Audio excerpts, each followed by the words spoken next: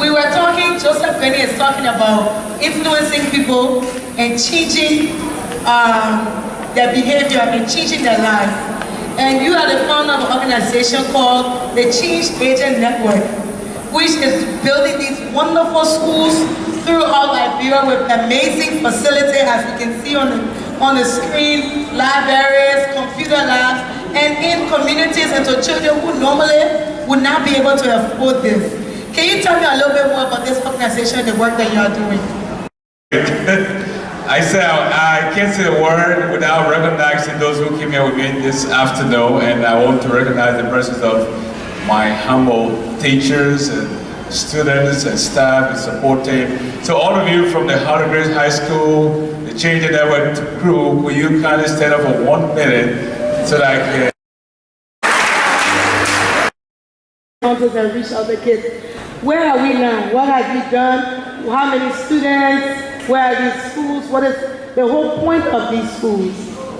Well, the goal of our mission is to serve as a bridge between our hearts, between our hearts and our minds. Because there's a broken bridge. That's why we have struggled with a whole lot of things. When the mind is not working right and the heart is not connected with the mind, there's a lot of problems. So you can have people educated, but they are disconnected from their hearts. And then, so what we want to do is to serve as a bridge between the needy and the privileged. The people in the city and those in the villages, and those in the towns, and those in the nation that come with the rest of the world. So to do that, you have to reach out to those who cannot be reached out to, those who have been forgotten.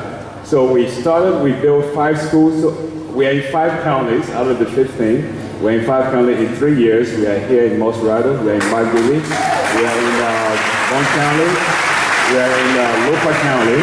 And then the student population right now is a little above 3,000 students in 2 schools. Free of charge. I must emphasize, free of charge. The Heart of Grace School that is here today, they are all going to school free of charge, and the teachers are all volunteers, which is a taboo in Liberia. So, yeah, and the final goal of this organization is to build what we call the CAN University, which is the Change Agent Network University. Can you impact your generation? That's the question we want to attach to that university, and it's coming up shortly. Thank you so much. What an amazing exhibition. I have a question. A lot of women don't know your story. Where you were a young boy in Lopa County when the war came, and you were taken in as a child soldier. And through all of those experiences, you found yourself in the refugee camp, and from there you talked about how your life was blessed, people invested in you, you were able to travel to the States. My question is, after all you have experienced as a young man, growing up in all that situation, having the opportunity to travel, why not live in the U.S. like a lot of people would do and say, well, I have all these contacts in the U.S., why not live there and be comfortable?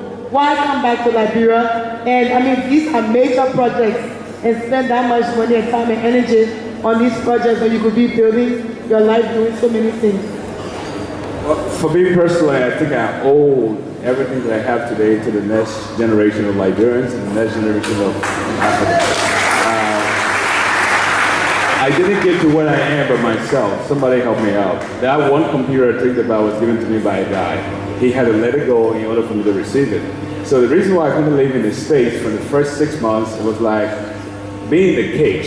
It's like a caged lion. You are a lion, but you are caged up. You're not in your domain. You know there's something wrong with you, that you are in the wrong place. So what I told was that personal identity matters. When you know who you are, that brings about a lot of stability in your life. You're not going to just fall for anything, no matter how good it looks. America is a wonderful place to be, but when I got there, I was like, this is the wrong place for the vision that I have. I need to get back to Liberia. So, looking at that, and looking at my friends that are in this room here with me today, who were refugees with me in the camp, who are asked to start a vision with me, were waiting for me in Liberia, I couldn't disappoint those people. No way. So I had to get on a plane to come back. Because, listen, if God wanted me to be an American, He would have made my mom or my dad, somebody, from the beginning, to be an American. But for some reason, both parents came from Lopa County. My both parents are from Lopa. It's a good town. The DNA in my body is a Lothian DNA. It's a Liberian DNA. I can't change that. So I might be able to change my passport, change my certificate, change my name, but how can I change who I am? I can't do that. So I have to appreciate what I am. Excellent. That is the DNA that God gave you.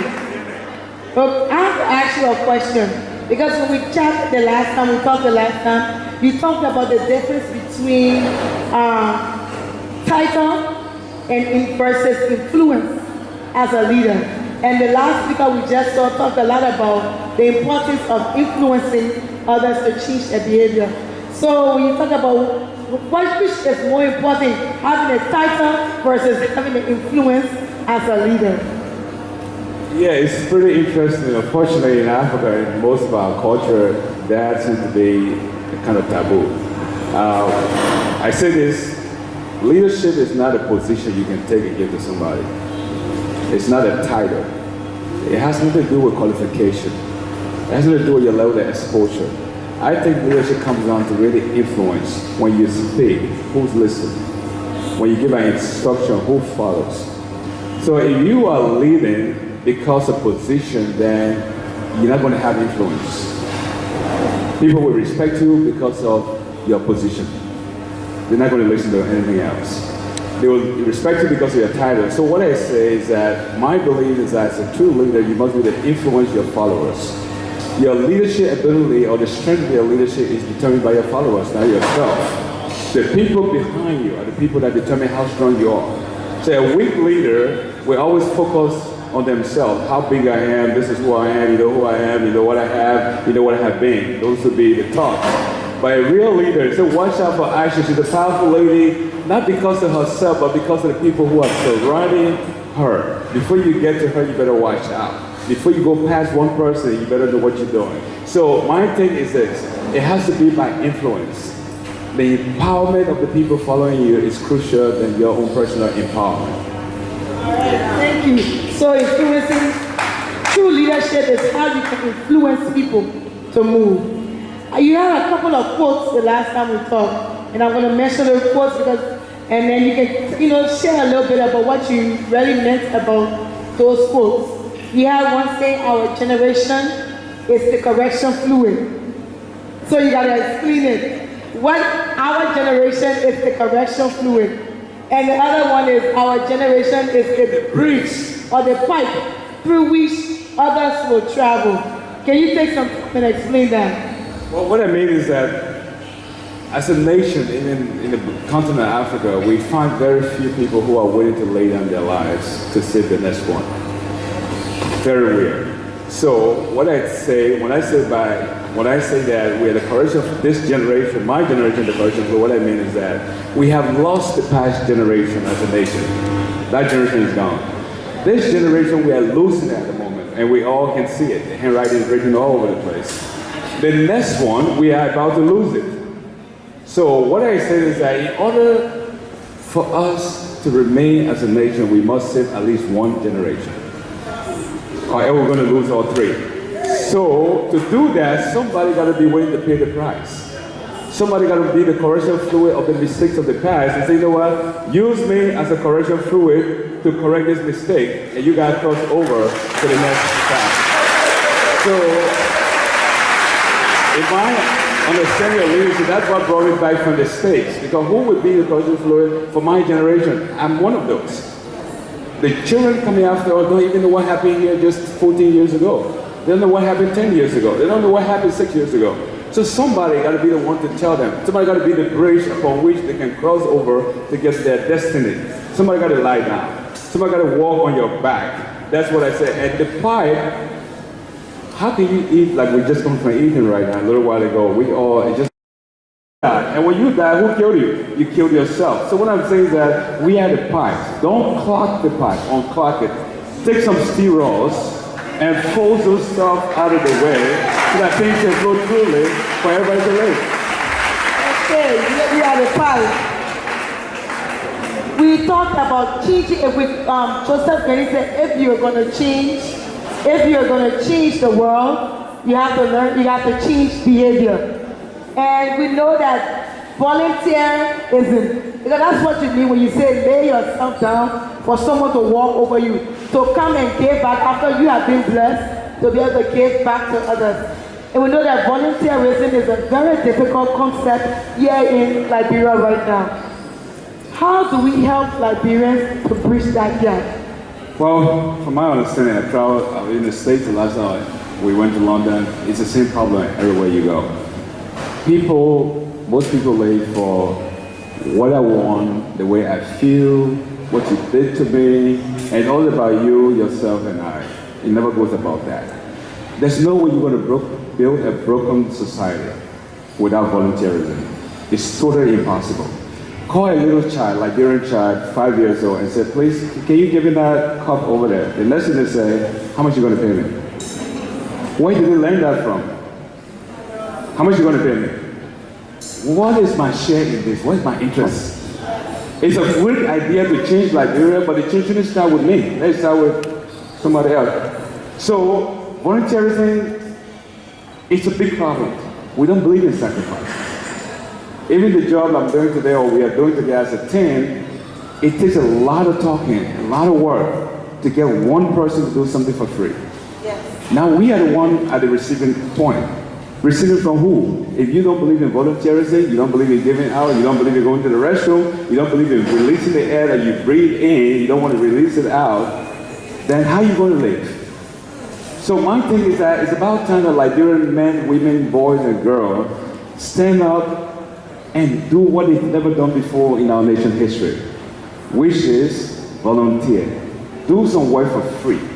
Go somewhere, do something for free, and expect nothing in return because you want to save the next generation that will help to change Liberia forever. Thank you so much. Let's take our hands.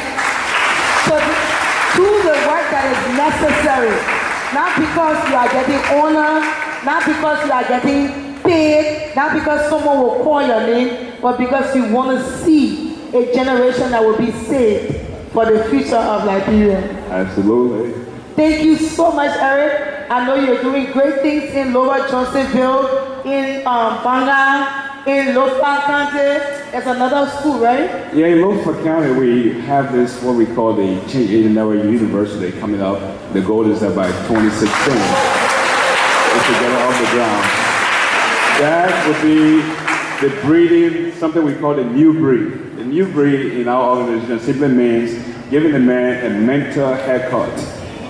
You know, when you plant a tree in the yard and you water it, you add fertilizers, it begins to grow very wonderfully.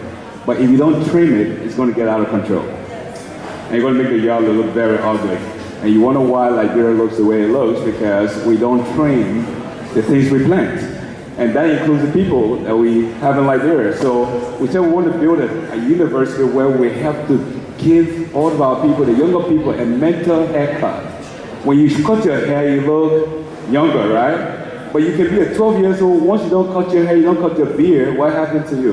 You look like a very old looking person. The moment that's what they call the rebirth of the mind. You got to rebirth your mind. When the mind is rebirthed, then everything else will fall into place. The change Liberia needs is not a new road, new electricity, in my opinion. It's really about helping Liberians change the way they think, change the way they live, change the culture.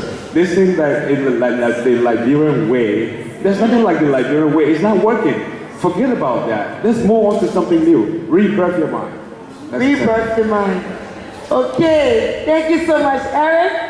For really showing us and sharing with us what really it means to really invest in changing the minds, the behavior, and the lives of Liberians. God bless you on the work that you are doing, and we are looking forward to even greater things from Change Asian Network. Thank you so much.